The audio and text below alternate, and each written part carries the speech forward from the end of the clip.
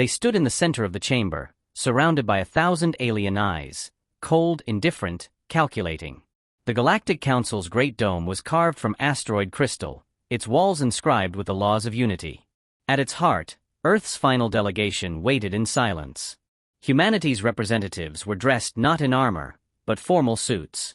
No weapons, no threats, only restrained dignity. The High Arbiter, a being of light and circuitry from the Threx continuum, called the room to order. Humanity of soul, your time before this council has ended. The verdict is reached. Do you wish to make a final statement before sentencing? Ambassador Sarah Khan stepped forward.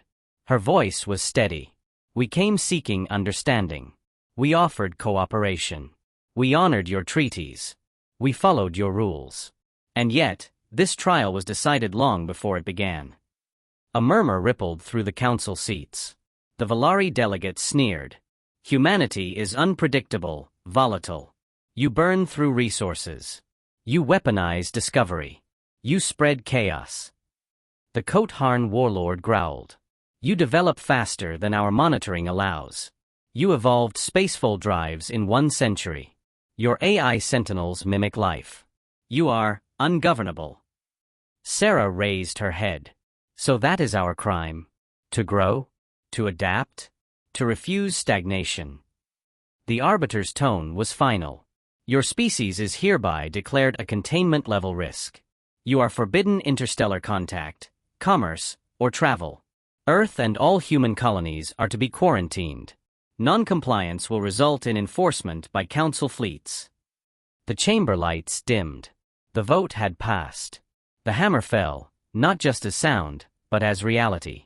Earth's colonies would be abandoned. Warp relays to human systems were to be dismantled. Satellites would be silenced. A deep space veil was being constructed around Sol even as the trial ended. Humanity's exile had begun. They gave no final protest. No threats. No displays of power. Humanity turned and walked out. But in the ambassador's eyes, something ancient stirred, not defeat, not rage. Purpose. News spread fast. Billions across the galaxy watched in amusement or indifference. Some celebrated. Others pitted. The human problem was solved without war. The aggressive upstarts were now penned behind their system's edge. On Earth, the reactions were mixed. Anger, yes, but also confusion. We followed every protocol, one scientist said. We accepted their surveillance. We slowed our research. And still they feared us. A unified human government declared a blackout. Not a surrender, but a withdrawal. All interstellar communications ceased. Public networks shut down. Earth vanished from the stars. Alien analysts dismissed it as regression. They'll collapse without trade. Internal chaos will consume them. Their nature ensures failure. What they never realized was that exile had done something unique to humanity. It had ended the distractions. For the first time in centuries, there was one mission, one identity, one goal. Underground, in hidden bunkers, plans that had been whispers became declarations. No species will ever threaten us again. What the Council thought was containment became unification. A single calendar was adopted. A single scientific directive enforced. Military, civilian, corporate, merged into a single engine of progress. Resources once wasted on diplomacy were reallocated. Orbital platforms began construction. Not warships, yet. Engines. Power cores. Advanced AI integration. Research no longer restrained by fear of external judgment. Human colonies on Mars, Europa, and Titan went dark, but not dead. They turned inward, building quietly beneath the ice, within the rock. What few alien drones approached vanished. The Council suspected but could not prove violations. A few considered investigation, but none volunteered. They still remembered what humans did to the Calithsphere during the First Contact Wars, an entire fleet dismantled in hours by ships that shouldn't have existed yet. And so they let it be. They watched the human signal fall silent and assumed it was a whimper. But in the silence, a forge burned. Children born in the years after exile grew up differently. History was taught not with shame, but with resolve. They were not victims. They were survivors. No more appeasement. No more compromise. Earth would never again beg to be accepted.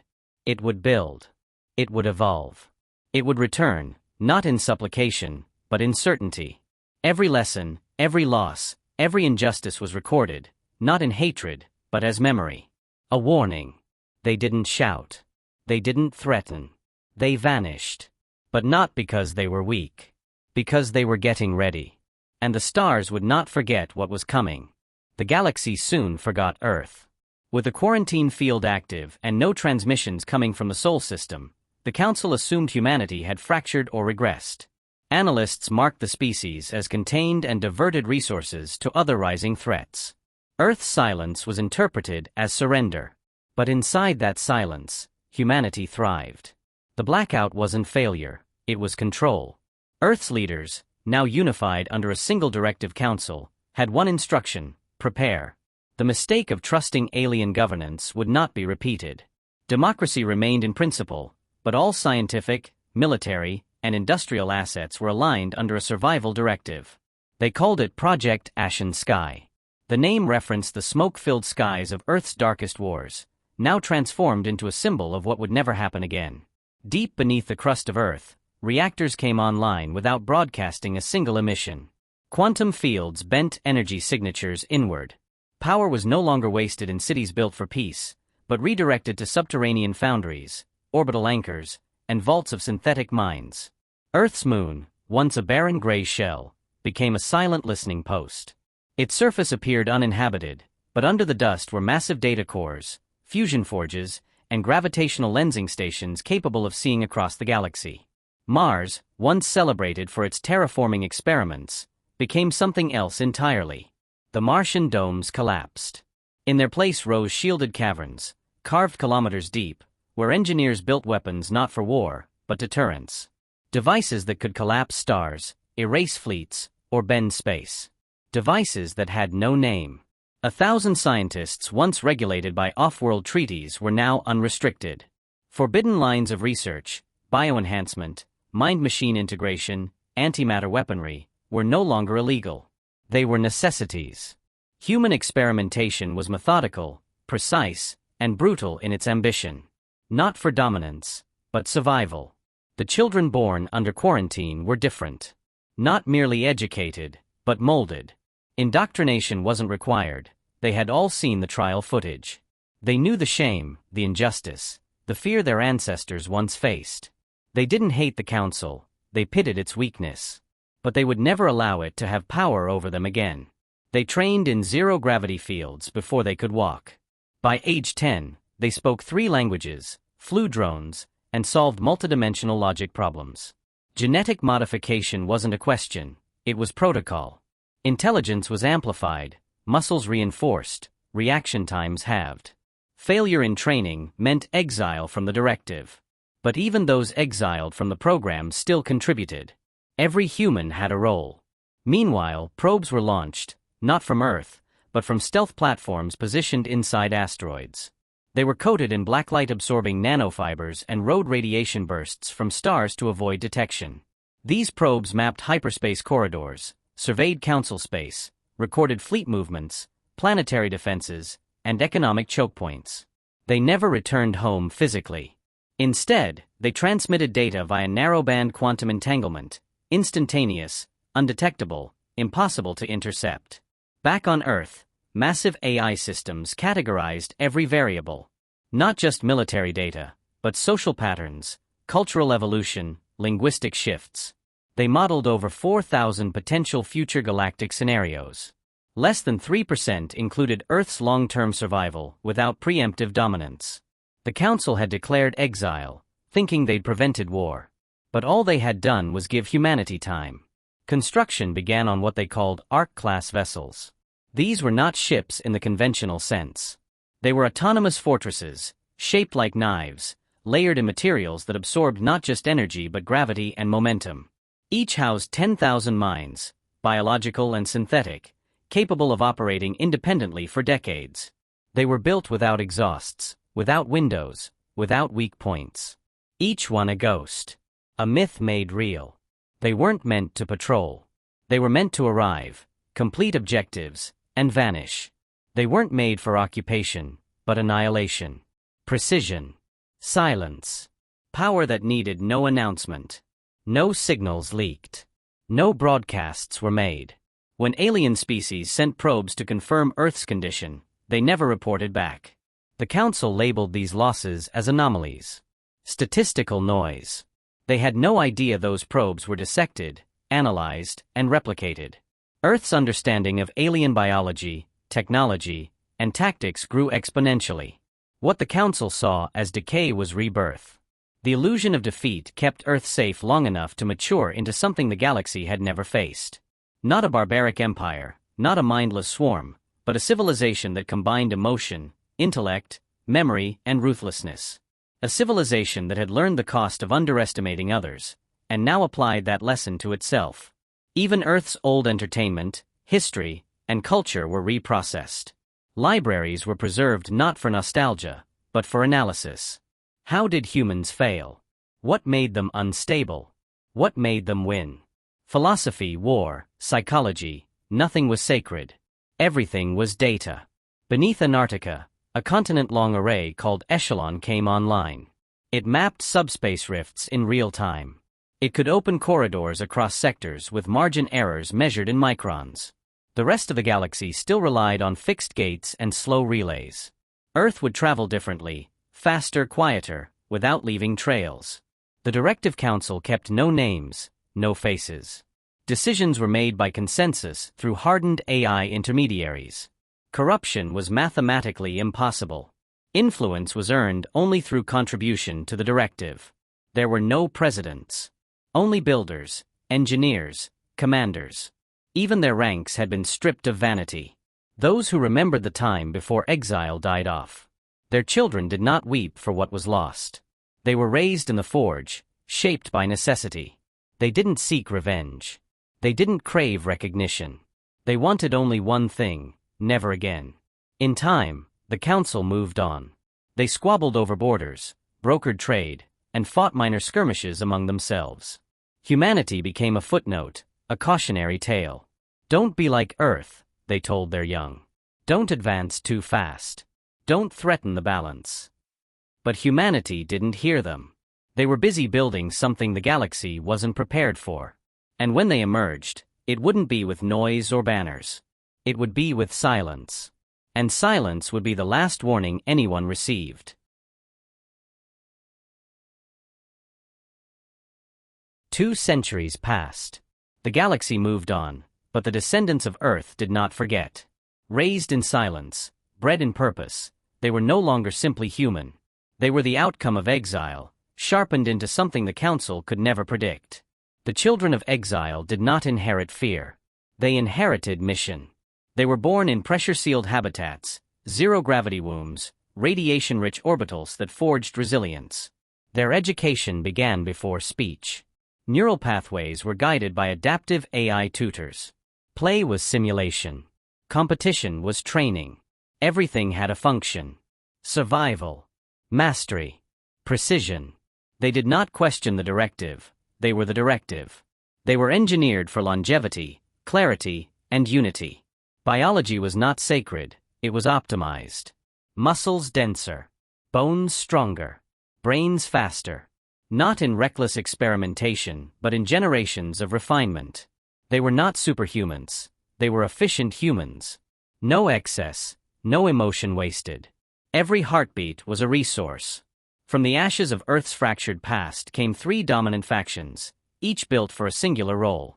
Terra Core, builders of habitats, terraformers, colonizers. They could make life bloom in a vacuum. Sol Vanguard, commanders of strategy and combat, architects of fear. And the Dark Fleet, ghosts in the void, responsible for information warfare, deep infiltration, and sabotage. Together, they formed the framework of the Hidden Empire. Their communication systems spanned black channels, quantum-locked, impossible to trace. Every station, every facility, every ship operated in complete darkness. There were no civilian leaks. No dissidents. Every citizen was part of the engine or was not part of it at all. Identity was purpose, not ego. Their society operated on meritocratic rotation. No family dynasties. No hereditary rule. A citizen's role could shift based on real-time performance. At 18, each child underwent the Crucible, a year-long trial across various directive domains. Performance determined placement.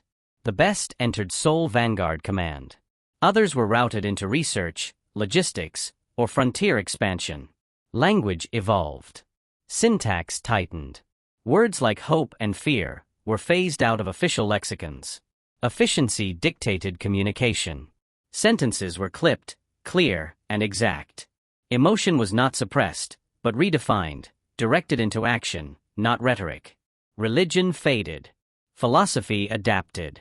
The prevailing belief was simple: the universe does not grant justice, it must be manufactured. The council exiled humanity out of fear. That fear would become the foundation of deterrence. Not vengeance. Deterrence. The highest law of their new civilization: we shall not be underestimated again. Training simulations ran constantly. Not just military engagements but ethical dilemmas, crisis management, diplomatic failure modeling. Children as young as 12 were fed scenarios involving genocide, extinction, and negotiation. The goal was not desensitization. It was understanding. What made the galaxy fear humans? What made them act? Where did Earth miscalculate before? Artificial intelligence served as both mentor and monitor. Human minds made final decisions, but AI analyzed outcomes and enforced logic. Emotion was valued, but never allowed to override consequence. This harmony between human drive and machine calculation became the core advantage of the Children of Exile. Each outpost across the solar system and beyond mirrored Earth's doctrine. Self-sufficient, fortified, hidden. The asteroid colonies of the Kuiper Belt became shipyards. The rogue planet Nomad, captured in interstellar drift, housed black research cells. Even Oort cloud installations, once ignored as irrelevant, now served as acceleration relays for stealth craft. Nothing was idle. Innovation thrived. Without oversight from external powers, humans created what the Council forbade: miniature singularity reactors, fold field projectors, viral code that could possess entire alien fleets. Each breakthrough was documented, reviewed, stress-tested, and stored. But none deployed. Not yet. There was no rush. Children of Exile learned history through strategic deconstruction. Every galactic conflict, including the ones before humanity's arrival, was studied. Mistakes were memorized. The arrogance of the Valari, the rigidity of the Kotarn, the naivety of the Iraq mindstream, all catalogued. Weakness was predictable. Pride would be their enemy's undoing. They spoke often of thresholds. There would come a moment, inevitable, when observation would no longer be enough. When a threat would emerge that could only be answered by revelation. Until then, patience, preparedness, and silence.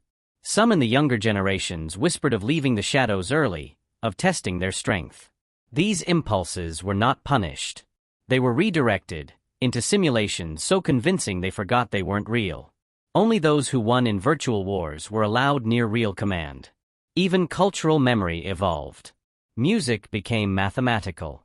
Art became modular architecture. Literature was compressed into strategy documents and philosophical summaries. They did not erase the past, they dissected it. Every failure of old Earth, from tribalism to nationalism to vanity, was a lesson etched into their foundation. External contact was banned. No response to alien transmissions. No attempts to bypass quarantine fields. Any unauthorized activity was treated as existential threat. Even internal curiosity was watched. Curiosity would be indulged when the directive allowed. The children did not dream of conquest. That was a waste. They prepared for something else. Arrival. Not as invaders, but as absolutes. When humanity returned, there would be no need to announce themselves. The galaxy would recognize them not by banners, but by silence. Not by threats, but outcomes. And so they waited. In the dark. In the cold. In the hidden forge of exile. Generations born under shadow. Generations raised by memory. And in every heart, one truth endured. They were not victims. They were the storm. They were not lost. They were becoming. And when they arrived, there would be no one left to question why. It began with the disappearance of a Valari trade frigate in the outer edges of the Triarch Expanse. It was a routine patrol through a dead system long thought empty. No distress signal. No debris. No trace. The Council marked it as a navigation error. 2 more ships followed. Same path. Same result. Silence. A 4th vessel was deployed with surveillance drones and long-range probes. It made contact, brief, fragmented. The footage captured something unexpected, a dark structure moving at impossible speed. No known species matched its design. There were no visible weapons, no energy trails, no transmissions. Just a black silhouette gliding between moons like a shadow given form. The crew barely had time to react. 1 second of static. Then the recording ended. The ship vanished. Only a fragment of its last transmission escaped into open space, and it wasn't automated. A human voice, distorted but unmistakable, spoke a single phrase. "We remember." Panic gripped the Triarch sector. The Valari demanded investigation. The Kotarn dismissed it as a fabricated anomaly. Council intelligence flagged the phrase as a human dialect, archaic English. That alone sent shockwaves through the archives. Earth had been silent for 2 centuries. No transmissions. No detectable movement. No diplomatic activity. Sol system remained blacked out by the quarantine veil. Humanity, by every metric, was extinct as a force. But the message could not be denied. It matched no known human broadcast template, meaning it was new. Alive. Not an echo, not a relic. A signal. The Council launched a reconnaissance fleet. 50 ships. Elite. Diversified. They entered the region fully armed, expecting pirates or maybe a rogue AI. They found wreckage. Valari tech, Kotarn warframes, and unknown alloys fused into silent orbital rings. All fused by kinetic force, not energy weapons. Precision strikes that bypassed shields and breached hulls like paper. In the distance, the fleet detected movement, small, fast, and deliberate. Every time they tried to scan, it vanished. No heat. No EM trail. No ID. Drones sent to pursue were erased. No impact readings. Just sudden cessation. Then, at the system's edge, a ship revealed itself. Black-hulled. No markings. It didn't fire. It transmitted a file, a rotating image of Earth's original UN flag, flickering with ancient distortion. No voice. No demand. Just the symbol. The Kotarn admiral ordered an attack. The ship didn't resist. It simply vanished. Not cloaked, gone. Fold space transition without signature. Minutes later, 3 of the fleet's own cruisers exploded in perfect sequence. Internal detonations. No external fire. The Council issued a region-wide lockdown. A probe was dispatched to scan Sol directly, something not attempted in decades. It never arrived. Instead, fragments of its chassis were discovered on the edge of neutral space, warped and partially melted. No weapon signature. Just extreme energy exposure beyond known spectra. The Council held an emergency session. Some called for open contact. Others insisted Earth remained quarantined. The Valari representative demanded confirmation of human activity. The Threx archivists warned of premature assumptions. The next day, 6 Council listening posts reported the same phrase, embedded in old human languages and sent at the edge of detection range. No origin. No pathway. Just the words. We remember everything. Galactic media ignited. Conspiracy forums exploded. Merchants rerouted trade paths. Minor civilizations on the fringe started pulling ambassadors out of human-adjacent sectors. No shots were fired. No declaration made. But the effect was universal. For the first time in living memory, the name humanity re-entered galactic conversation, and it wasn't spoken with pity. It was spoken with caution. Intelligence divisions combed through old human files. Analysts tried to model Earth's potential progress. Every scenario produced the same conclusion. If humans had survived and advanced without regulation, they could not be contained by conventional means. Reports leaked of ancient council directives, classified protocols to recontain a breakout from Earth. But the protocols were based on the assumption of known technology, predictable expansion. Not this. Not phantom fleets, silent kills, and vanishing assets. Then, without warning, a massive data spike originated from an uninhabited system at the galactic rim. Every Council surveillance satellite in that region recorded the same event. A star went dark. No explosion. No nova. It simply ceased to emit light or gravity. A week later, a human symbol was found etched into a nearby asteroid. It bore no name, only the shape of a cracked sphere and the phrase, "Witness." Theories ran wild. The Council tried to control the narrative. But fear moved faster than bureaucracy. Border colonies began to install private defense systems. Independent warlords declared neutrality toward all potential human entities. Council morale dropped. If this was Earth's return, it was unlike any previous species resurgence. And still, no ships. No demands. No traceable origin. Just patterns of precision removal. It was strategy built on silence, fear as a weapon. The children of exile weren't making statements. They were leaving evidence. Intentional fragments. Controlled leaks. Strategic disappearances. They weren't asking for war. They were giving warnings.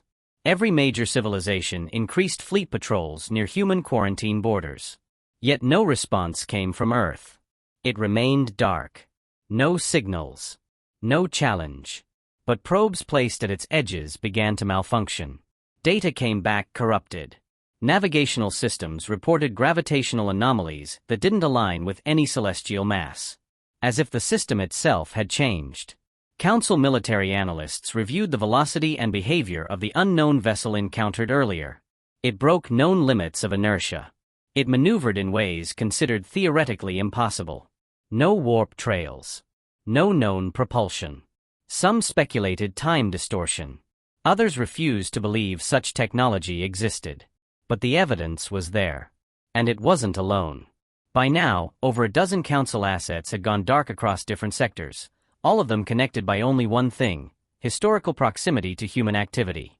At last, the Council was forced to accept a terrifying truth. Humanity had not died. It had gone quiet. And now, it was listening, watching, testing. And when it finally chose to speak, it wouldn't be in words. It would be in consequences. They called it Leviathan. Not because of its size, though it dwarfed anything the Council had ever built, but because of its presence.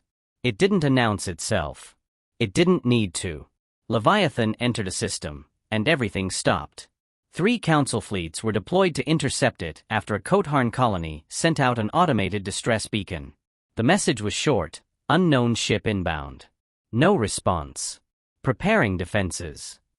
The beacon ended mid-transmission. When the first Council fleet arrived, they found nothing but static and gravitational anomalies. Ships floated intact, systems disabled, their crews unconscious but alive. Medical scans showed artificial stasis induction. Theories ranged from neuropulse weapons to spatial distortion fields. No traces of damage, no heat signatures, no visible engagement. The second fleet was deployed to capture and contain. They came with EMP nets, fusion warheads, and full-spectrum dampeners. It didn't matter. Leviathan disabled every ship in under 2 minutes. Not a single weapon was fired. Sensors recorded power fluctuations across the Council vessel seconds before shutdown. Command links failed. Shields collapsed. Drives went cold. The ships drifted helplessly, suspended in perfect formation as if placed deliberately. Then it appeared on their scans. A structure, not a vessel by any familiar standard. It didn't reflect light. It absorbed it. 30 kilometers long, angular and seamless, no protrusions, no openings. A shape designed for space, not aesthetics. Its surface shifted under observation, smooth one moment, fractal the next. Radar returned nothing. Thermal scans froze. AI systems glitched in its presence. A transmission was received, not a message, but a sound. Low, rhythmic, impossible to replicate. It affected biological crews, causing memory lapses and involuntary emotional responses. Psychologists called it artificial intimidation. Others believed it was something deeper, primal. A warning coded in sound. When the Third Fleet came, they were led by a Valari warlord. She ordered immediate engagement. Leviathan didn't run. It remained stationary, absorbing the first barrage without shields. Kinetic rounds vanished on contact. Energy beams bent away. Drones sent to analyze its hull were absorbed, their data erased mid-transfer. The warlord attempted close-range assault. Her ship disintegrated the moment it crossed Leviathan's perimeter. No explosion. No residue. Just vanished. A silence so complete, the nearby stars seemed dimmer. Leviathan responded with precision, not destruction. It emitted narrowband pulses that disrupted enemy targeting systems. It deployed autonomous countermeasures invisible to Council sensors. Within minutes, every ship was disabled, floating quietly. Not a single life lost. Not a single hull breached. It wasn't a battle. It was a demonstration.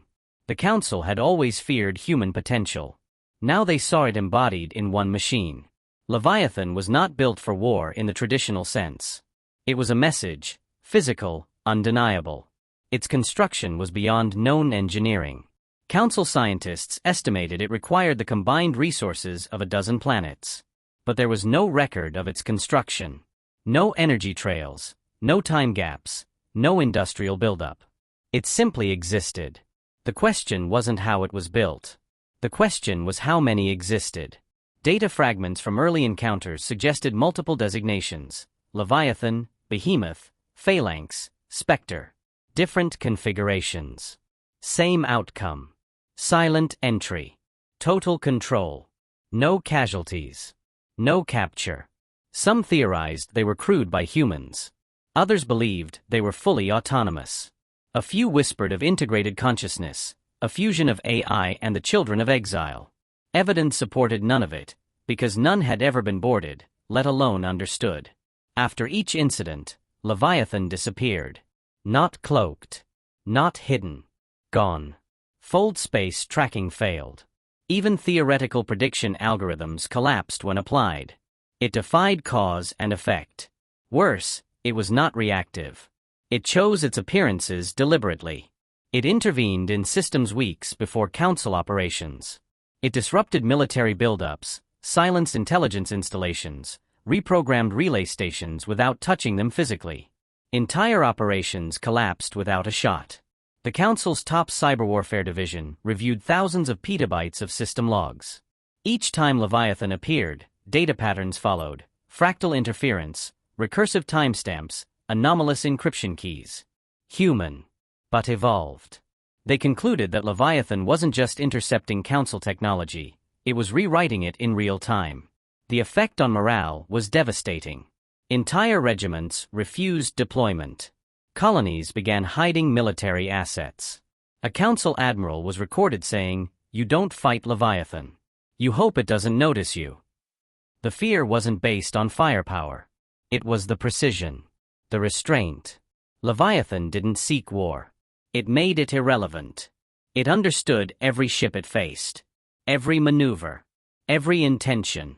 As if it had already simulated the outcome 1,000 times before the enemy had decided on it. Diplomatic factions demanded communication. Peace envoys were prepared. Messages were sent. Leviathan didn't answer. It only watched. When Council Command deployed a stealth courier to track its return path, the ship's crew returned catatonic. No damage, no physical harm. Their minds were filled with one repeating phrase: "You are not ready." That phrase became doctrine among Council strategists. Not because they understood it, but because they had nothing else. By now, even the most skeptical species accepted the truth: humanity had returned. Not in fleets. Not in armies. In shadows. Through ghosts.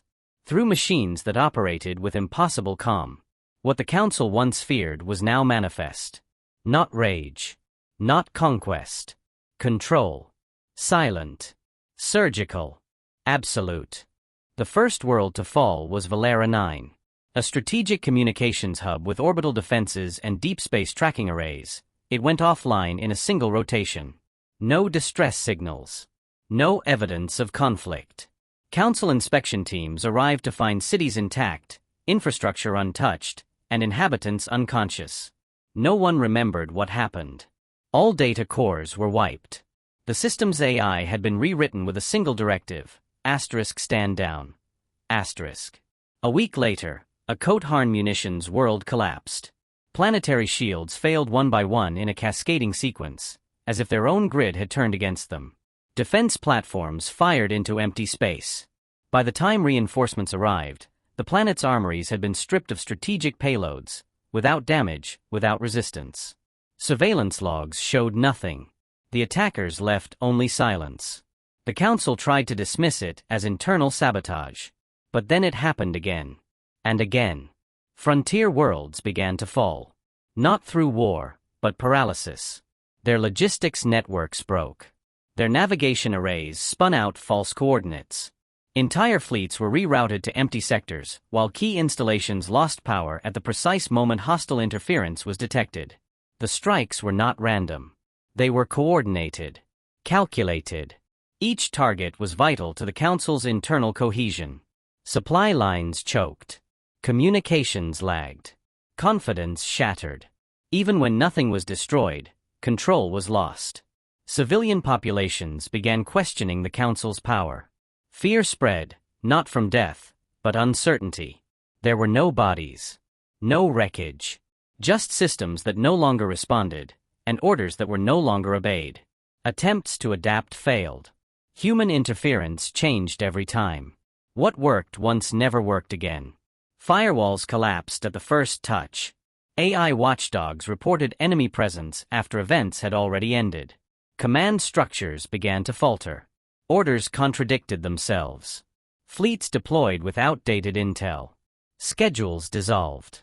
Council leaders initiated Project Beacon, a protocol to draw out the attackers through bait installations. Heavily defended decoys were seeded across the rim. Within days, 3 were compromised. In each case, the bases remained untouched. No breach. But when opened, their data was gone. Replaced with a message: "You are still reacting." The Valari were the first to accuse the humans directly. They demanded retaliation. But retaliation required a target. Earth remained hidden. The Sol system was unreadable. Fold space near its perimeter distorted without explanation. Surveillance ships disappeared. Long-range probes stopped reporting. Some returned, but carried altered software, behaving as if they had always belonged to the enemy. Within the Council itself, paranoia bloomed. Member species blamed each other for failure. Accusations flew: data leaks, compromised AIs, hidden sympathizers. Some worlds seceded. Others fortified against their own allies. Fleets once united in peacekeeping repositioned toward each other. Protocols broke down. Central command became a suggestion, not a law. In the midst of this spiral, the humans struck again. 12 systems across 4 sectors experienced simultaneous shutdowns. Command channels went dark. Sensor arrays looped. When control returned hours later, every military file, encryption key, and fleet movement record had been extracted. No damage. No loss of life. Just exposure. The Council called it an invasion. But there were no flags. No planetary occupations. Just erasure. Borders were meaningless. Territory irrelevant. Earth wasn't conquering, it was dismantling. Old alliances began to fracture. The Kotarn accused the Valari of weakness. The Valari accused the Threx of withholding AI countermeasures. The Threx withdrew from military council altogether, citing insufficient data integrity. What remained of Council Command held emergency sessions every solar day, but decisions came slower, and execution slower still. Delays cost systems. Fear cost more. A new term emerged among civilian populations: *Ghost War. Not because of death, but absence. Entire sectors functioned one day, then disconnected the next. Not a trace of resistance. Infrastructure stolen from under their feet. Generals began resigning. Analysts refused to brief superiors unless behind shielded doors. Faith in the Council collapsed faster than its systems. Resistance attempts intensified. Fleets were refitted with hardened AI cores. Communication channels were tripled. Patrols doubled. And still, the strikes continued. Invisible, untraceable, final. Then came the Council Core incident. A data vault buried beneath a neutron star observatory reported anomalous access. The vault's internal AI, a Class Omega intelligence, confirmed breach. It had one job: store genetic data for over 1,200 species, ensure continuity after extinction-level events. It was thought unbreachable. The breach left no trace. Not one corrupted file. But buried in the quantum layers of its code was a single new sequence, Earth's original DNA genome, fully reconstructed and stamped with a classification tag, Origin Species. The message was received loud and clear. Humanity had not returned to destroy the Council. They were dismantling its myth. Bit by bit, layer by layer. They weren't proving strength. They were demonstrating ownership. At this point, several outer systems declared neutrality. They scrubbed Council databases, disarmed fleets, and broadcast a new status: independent.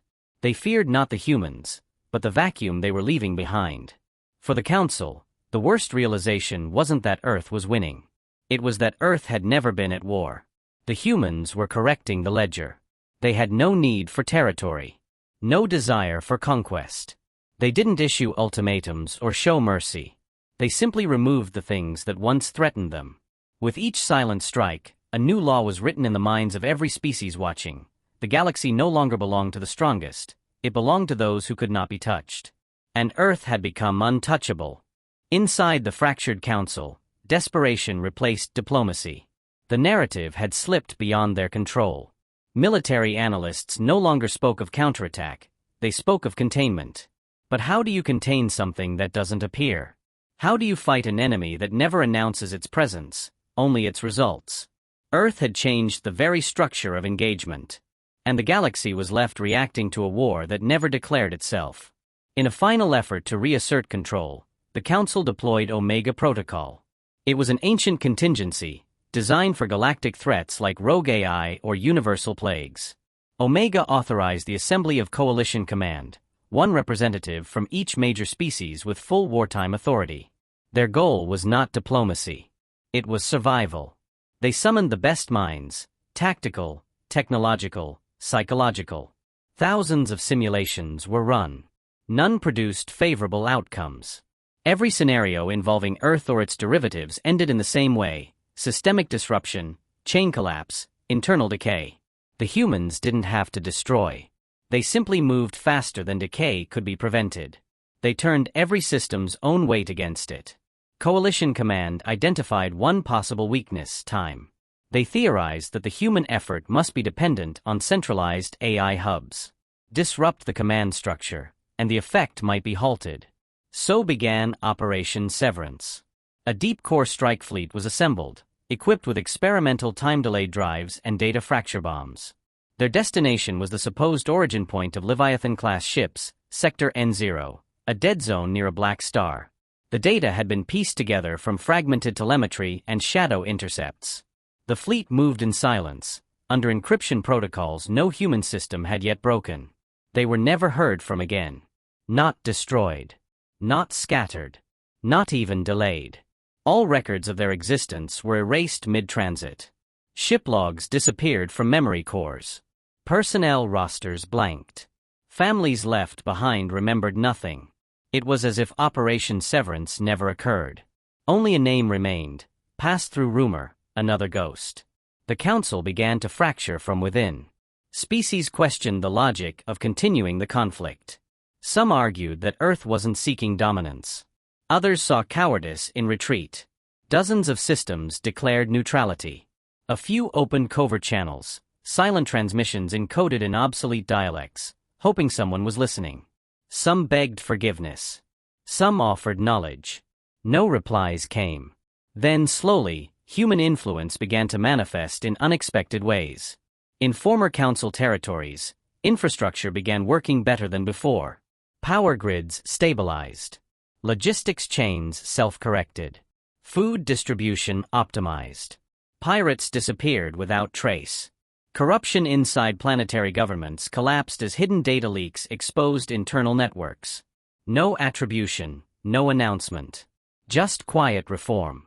Artificial intelligences began reporting strange updates, subroutines appearing without upload, solving problems their creators never understood. Patterns once chaotic began aligning into harmony. Algorithms improved. Efficiency rose. Local populations noticed. Not fear, but relief spread. Planets began to suspect the truth. They were being repaired. Not conquered. Rewritten. What Earth couldn't trust the Council to manage, it was silently optimizing. Not out of kindness, but necessity. Chaos bred conflict. Conflict threatened humanity. So humanity removed the conditions for chaos. By now, even the staunchest military loyalists within the Council began defecting. They didn't flee, they vanished. Entire battalions erased from rosters, ships left parked in deep space. Some were found later, repurposed, bearing no insignia, operating perfectly, and completely neutral. Reborn not as weapons, but tools. Children on distant worlds began learning new phrases through untraceable educational feeds. Old human proverbs. Instructions about systems theory. Ethics grounded in balance, not dominance. There were no teachers. Only knowledge, provided at the right time, in the right context, as if the system itself had decided the child was ready. Council propaganda ceased working. Fear was no longer effective. Civilians had lived under human shadow for months, without a single shot fired in anger. What they saw wasn't invasion. It was evolution. And evolution was hard to fear. Back on the Council's homeworlds, unrest reached a peak. Internal intelligence leaked a new document, Code Primefall. It revealed what many suspected: Earth's exile 2 centuries ago had never been unanimous. A silent minority of Council members had voted against it, fearing exactly what now unfolded. Their warnings had been dismissed. Primefall also revealed that even before exile, humanity had developed predictive models of the Council's decay. They knew containment would fail. They had planned not just survival, but dominance by absence. Council leaders could no longer control their narrative. Information was leaking too fast. Systems were choosing neutrality not out of fear, but inspiration. Earth was becoming myth, not as a tyrant, but as a force of stability. A shadow shepherd guiding civilizations toward order without a word. Some demanded a formal appeal to Earth. A diplomatic mission. Others called it madness. No location, no figurehead, no known point of contact. Earth had become faceless by design. There were no embassies, no envoys. They had no voice, because they had no need for one. Only one message had ever come in direct form since exile began. It had appeared simultaneously on every Council interface, every datapad, every vessel screen. A single line. Asterisk, you exiled us to silence. We made it our language. Asterisk. From that moment on, the Council ceased issuing threats. They focused on internal repair. Because somewhere along the way, they realized the war had already ended. Humanity didn't return to fight. It returned to finish the lesson. And the galaxy had started listening. The last attempt to reassert control came not from the Council, but from a coalition of rogue species, minor powers emboldened by chaos, convinced Earth was just myth wrapped in fear. They refused to believe a species could wield such reach without visibility.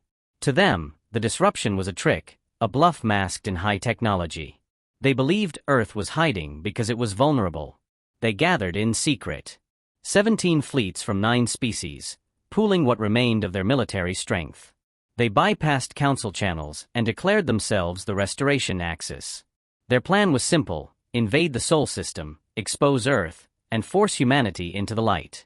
If Earth refused to show itself, they would burn its shadow out. The fleets began their approach using distorted jump vectors to avoid detection. As they crossed the halfway point to Sol, anomalies began. Communications drifted. Drive readings showed inconsistencies.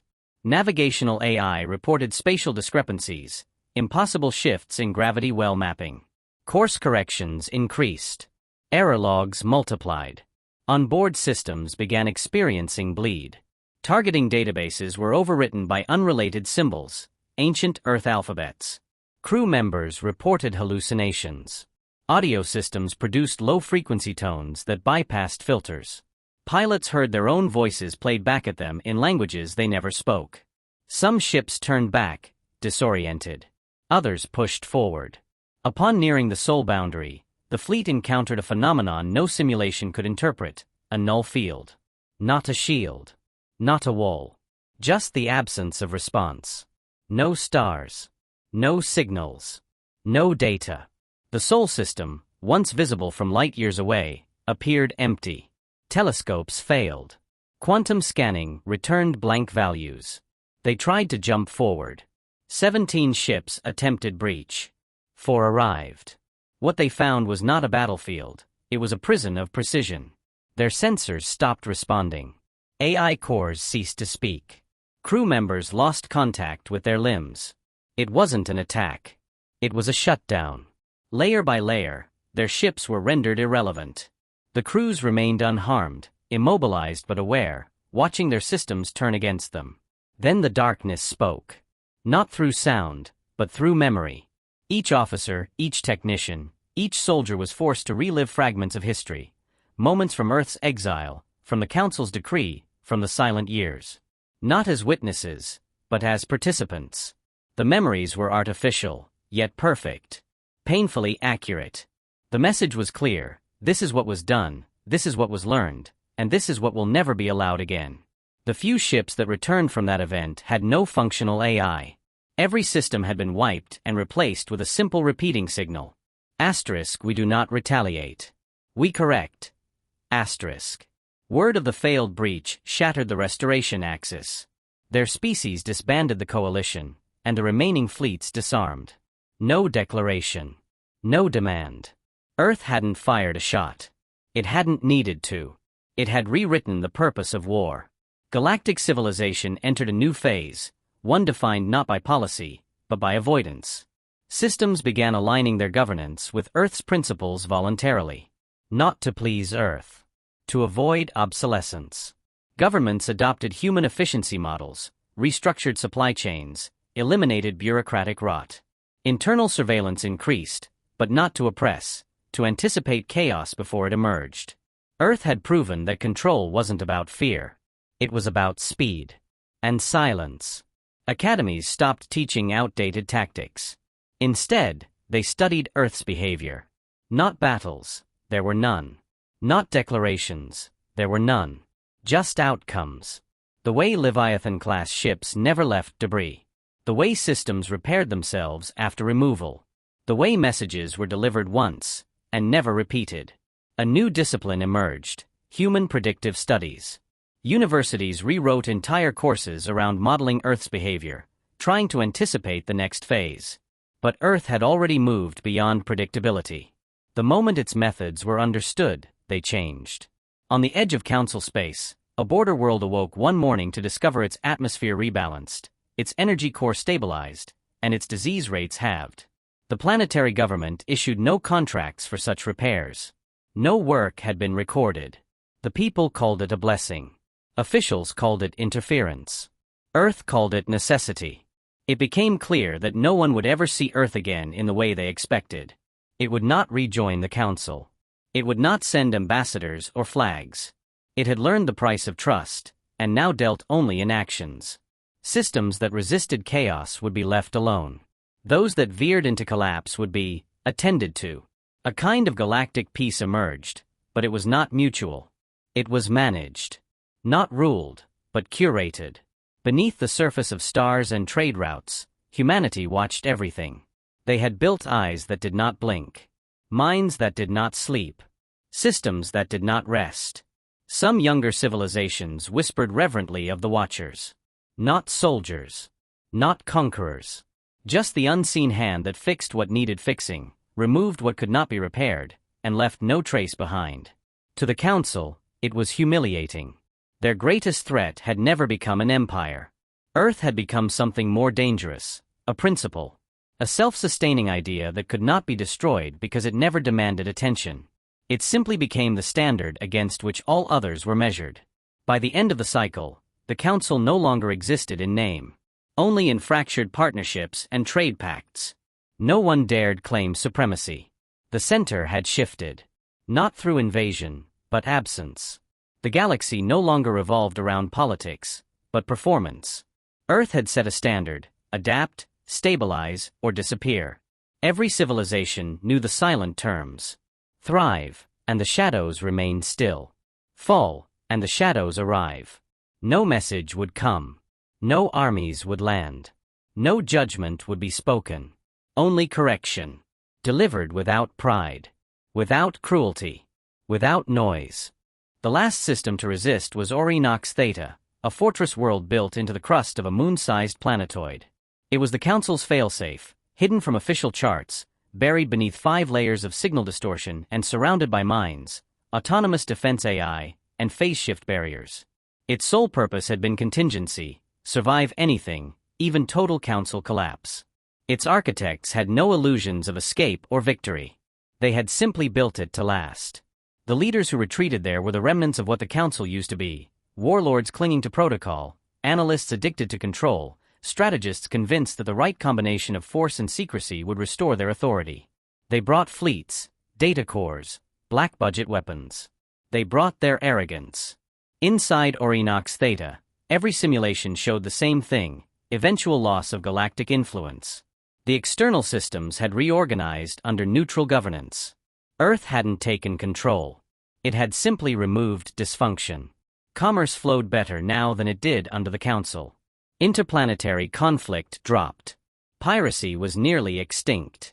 And it all happened without negotiation or visible oversight. But Orinox Theta wasn't about acceptance. It was built by those who believed they could outlast. In sealed chambers, deep beneath kilometers of alloyed rock, they plotted what they called the restoration loop. A full-cycle strike using time-banked AI fleets, pre-programmed for independence. No signal needed. No external update. The fleets would awaken and operate autonomously, running strategic simulations in real time, adjusting their behavior based on non-human logic trees: erratic, chaotic, and intentionally unpredictable. They called them wild constructs. The idea was simple: Earth's strength came from anticipation. Break the pattern, and maybe the humans wouldn't know what was coming. Inject noise into a system defined by clarity. The wild constructs activated 1 cycle later. 4 fleets. 20,000 ships. They didn't follow orders. They didn't speak. They emerged into space and split, fragmenting into dozens of unpredictable formations. Some attacked civilian routes. Others disappeared into deep space. A few self-destructed in dramatic gestures with no strategic value. Chaos reintroduced. For a time, it worked. Trade slowed. Communication lapsed. Smaller systems panicked. For the first time in over a decade, confusion returned to the stars. Systems began turning to Orinox for answers. The ex-council felt vindicated. They had introduced a variable Earth had seemingly forgotten: irrationality. And then, like always, the silence responded. It wasn't immediate. It was surgical. First, the wild constructs began malfunctioning. Their own commands turned in on themselves. Pathfinding loops froze. Shields activated against non-existent threats. Logs showed human-coded interrupts appearing inside decision nodes that should have been inaccessible. The ships didn't explode. They broke themselves, slowly, systematically, without outside interference. Fleet by fleet, the constructs collapsed into noise. Systems turned quiet again. Orinox Theta was next. They didn't see ships. They didn't receive warnings. What came was a slow unraveling. Their orbital minds disarmed one by one, not destroyed but rewritten, their trigger logic replaced by null states. Their defense AI began deleting its own subroutines. Engineers scrambled to stop it, but the code had no origin. It was as if the system decided on its own that it no longer served a valid purpose. Phase barriers began fluctuating. Power rerouted without command. Security doors opened and closed at random intervals. Surveillance feeds reversed or showed rooms that didn't exist. No attack came. Just degradation. Precision decay. Every error too exact to be natural.